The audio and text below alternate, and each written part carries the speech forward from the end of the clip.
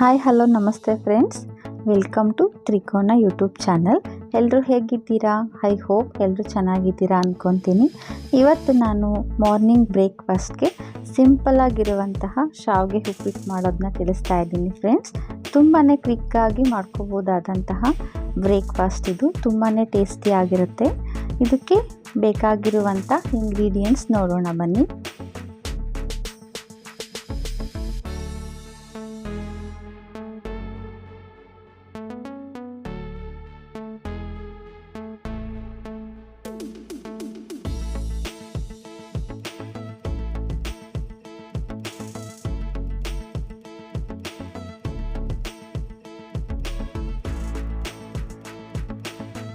ಒಂದು ಬಾಣಲಿಯಲ್ಲಿ 1 ಸ್ಪೂನ್ ಆಗೋಷ್ಟು ಆಯಿಲನ್ನು ಬಿಸಿ ಮಾಡಿಕೊಂಡು ಶಾವಿಗೆಯನ್ನು ಚೆನ್ನಾಗಿ ರೋಸ್ಟ್ ಮಾಡ್ಕೋಬೇಕು.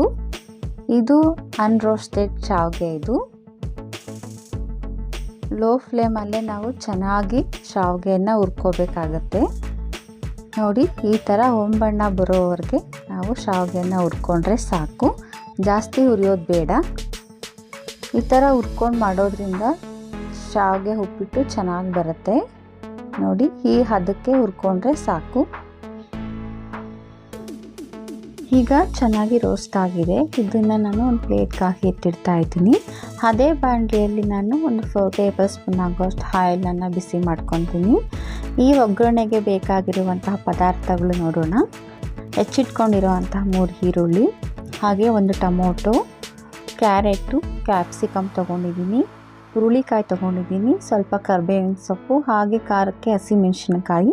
ಇಲ್ಲಿ ನಾನು ಸಬ್ಸಿಗೆ ಸೊಪ್ಪನ್ನು ಸ್ವಲ್ಪ ತೊಗೊಂಡಿದ್ದೀನಿ, ತುರಿದಿಟ್ಕೊಂಡಿರೋಂತಹ ತೆಂಗಿನಕಾಯಿ, ಹಾಗೆ ರೋಸ್ಟ್ ಮಾಡ್ಕೊಂಡಿರೋಂತಹ ಶಾವಿಗೆ.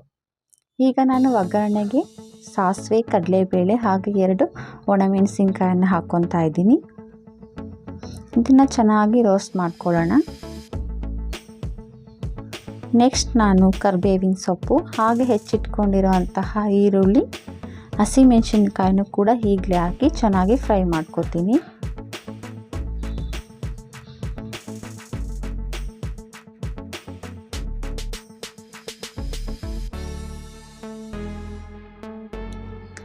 ಈರುಳ್ಳಿ ಬೇಗ ಫ್ರೈ ಆಗಬೇಕಂದ್ರೆ ಸ್ವಲ್ಪ ಉಪ್ಪನ್ನು ಉದುರಿಸಿದ್ರೆ ಈರುಳ್ಳಿ ಬೇಗ ಬೇಯುತ್ತೆ.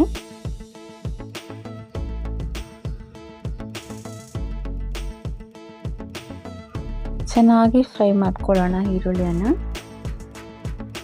ಈ ಥರ ಬ್ರೇಕ್ಫಾಸ್ಟ್ ಮಾಡೋದ್ರಿಂದ ತುಂಬಾ ಚೆನ್ನಾಗಿರುತ್ತೆ. ಹಾಗೆ ಲಂಚ್ ಬಾಕ್ಸು ಕೂಡ ತೊಗೊಂಡೋಗೋಕ್ಕೆ ತುಂಬಾ ಟೇಸ್ಟಿಯಾಗಿರುತ್ತೆ. ಈಗ ಈರುಳ್ಳಿ ಎಲ್ಲ ಫ್ರೈ ಆಗಿದೆ. ಟೊಮೊಟೊನ ಹಾಕ್ಕೊತಾ ಇದ್ದೀನಿ. 1 ಟೊಮೊಟೊ ಹೆಚ್ಕೊಂಡ್ರೆ ಸಾಕು. ಅದು ಕೂಡ ಚೆನ್ನಾಗಿ ಫ್ರೈ ಮಾಡ್ಕೊಳ್ಳೋಣ.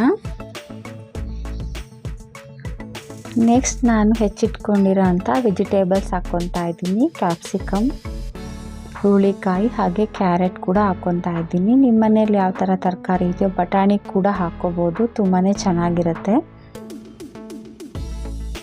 ಎಲ್ಲ ವೆಜಿಟೇಬಲ್ನು ಚೆನ್ನಾಗಿ ಫ್ರೈ ಮಾಡ್ಕೊಳ್ಳೋಣ.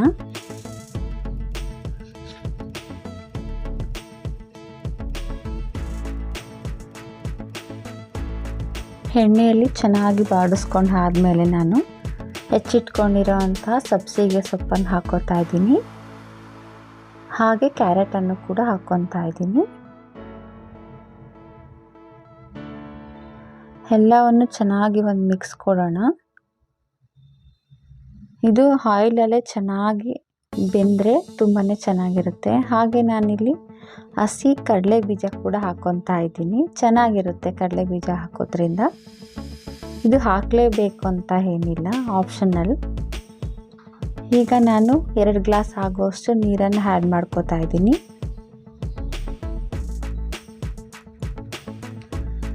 ಹಾಗೆ ತುರಿದಿಟ್ಕೊಂಡಿರೋ ಅಂತಹ ತೆಂಗಿನಕಾಯಿ ತುರಿಯನ್ನು ಸೇರಿಸ್ಕೊಂಡು ರುಚಿಗೆ ತಕ್ಕಷ್ಟು ಉಪ್ಪನ್ನು ಈಗಲೇ ಹಾಕ್ಬಿಟ್ಟು ನಾನು ಮುಚ್ಚಳವನ್ನು ಮುಚ್ಚಿ ಒಂದು 10 ನಿಮಿಷ ತರಕಾರಿ ಬೇಯೋವರೆಗೂ ಬೇಯಿಸ್ಕೊತೀನಿ.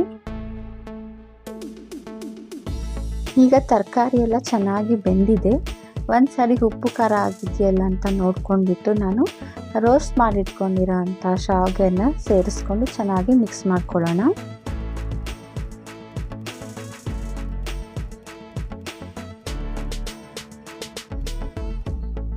ಈ ಥರ ನೀಟಾಗಿ ಮಿಕ್ಸ್ ಮಾಡ್ಕೊಳ್ಳೋಣ ಎಲ್ಲವನ್ನು ಹಾಕ್ಕೊಂಡು. ತುಂಬಾ ಚೆನ್ನಾಗಿರುತ್ತೆ ಈ ಶಾವಿಗೆ ಉಪ್ಪಿಟ್ಟು.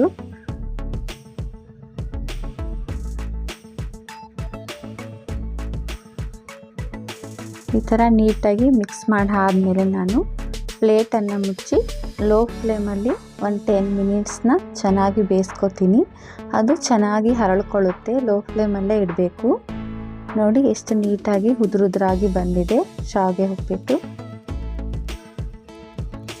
ಈ ಥರ ನೀವು ನಿಮ್ಮ ಮನೆಯಲ್ಲಿ ಟ್ರೈ ಮಾಡಿ ನೋಡಿ ಹೇಗೆ ಬಂದಿದೆ ಅಂತ ನಮಗೆ ತಿಳಿಸಿ ಫ್ರೆಂಡ್ಸ್. ಬ್ರೇಕ್ಫಾಸ್ಟ್ಗೆ ಕ್ವಿಕ್ಕಾಗಿ ಮಾಡ್ಕೋಬೋದಾದಂತಹ ಶಾವಿಗೆ ಉಪ್ಪಿಟ್ಟು ರೆಡಿಯಾಗಿದೆ. ಈ ರೆಸಿಪಿ ನಿಮ್ಗೆ ಇಷ್ಟ ಆಗಿದ್ದರೆ ನಿಮ್ಮ ಫ್ಯಾಮಿಲಿ ಮೆಂಬರ್ಸ್ಗೆ ಶೇರ್ ಮಾಡಿ, ಹಾಗೆ ಹೆಚ್ಚು ಸಪೋರ್ಟ್ ಮಾಡಿ ಫ್ರೆಂಡ್ಸ್. ನಮಗೆ ಯಾರೆಲ್ಲ ಸಬ್ಸ್ಕ್ರೈಬ್ ಮಾಡದೆ ನೋಡ್ತಾ ಇದ್ದೀರೋ ಪ್ಲೀಸ್ ನಮ್ಮ ಚಾನಲ್ನ ಸಬ್ಸ್ಕ್ರೈಬ್ ಮಾಡ್ಕೊಂಡು ನೋಡಿ. Thank you for watching.